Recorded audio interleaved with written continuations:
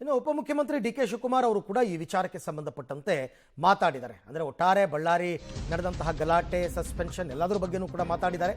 Ballari SP ಸಸ್ಪೆಂಡ್ಗೆ D K Shivakumar ಪ್ರತಿಕ್ರಿಯೆ: ನಾನು ಘಟನೆ ಆದಮೇಲೆ SP ಜೊತೆ ಮಾತಾಡಿದ್ದೀನಿ. ಅವ್ರು ಹೆಂಗೆ ಮಾತಾಡಿದ್ರು ಅಂತಕ್ಕಂಥದ್ದು ನನಗೆ ಗೊತ್ತಿದೆ ಚೆನ್ನಾಗಿ. ಆಮೇಲೆ ಶ್ರೀರಾಮುಲು ಕೂಡ ಕಾಲ್ ಮಾಡಿದ್ರು. ನನಗೆ ಪಾರ್ಟಿ ಪಕ್ಷ ಮುಖ್ಯ ಅಲ್ಲ, ಇಂಥ ವಿಚಾರದಲ್ಲಿ ನನಗೆ ಶಾಂತಿ ಮುಖ್ಯ.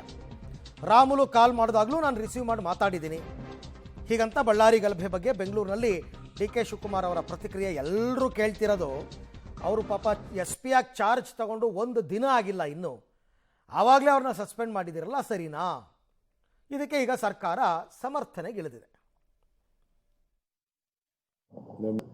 ನೋಡ್ರಿ, ನಾವು we have kept in every moment. ನಮ್ಮ ಹತ್ರ ಇನ್ಫಾರ್ಮೇಷನ್ ಇತ್ತು.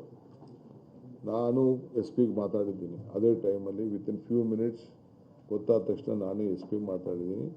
SP ಯಾವ ಸ್ಟೇಜಲ್ಲಿ ನನ್ನ ಹತ್ರ ಮಾತಾಡಿದೆ ಅಂತ ನನಗೂ ಅನುಭವ ಇದೆ. ನನ್ನ ಫೋನಿಂದನೇ ನಾನು ಮಾತಾಡಿದ್ದೀನಿ.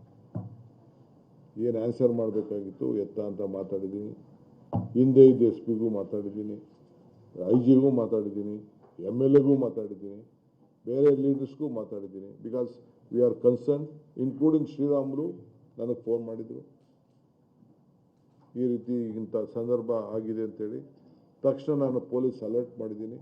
ನನಗೆ ಪಾರ್ಟಿ ಪಕ್ಷ ಮುಖ್ಯ ಅಲ್ಲ, ಇಲ್ಲಿ ನಮಗೆ ಶಾಂತಿ ಬೇಕು, ನೆಮ್ಮದಿ ಬೇಕು. ಬಳ್ಳಾರಿಲಿ ಏನೋ ಒಂದು ಶಾಂತಿ ಇದೆ ಅಂತ ವಾತಾವರಣ, ಜನರು ಬದುಕ್ತಾ ಇದ್ರು. ನಮ್ಗೆ ಅದು ಇಂಪಾರ್ಟೆಂಟ್. ನಮಗೆ ಇನ್ನು ಪ್ರಕರಣಕ್ಕೆ ಸಂಬಂಧಪಟ್ಟಂತೆ ಈಗಾಗಲೇ ಡಿ ಕೆ ಶಿವಕುಮಾರ್ ಅವರೇನೋ ಸಮರ್ಥನೆ ಕೊಟ್ಟರು.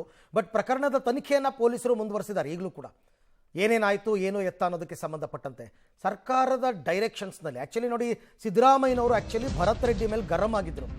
ಡಿ ಕೆ ಶಿವಕುಮಾರ್ ಸಮರ್ಥನೆ ಮಾಡಿಕೊಂಡ್ರು.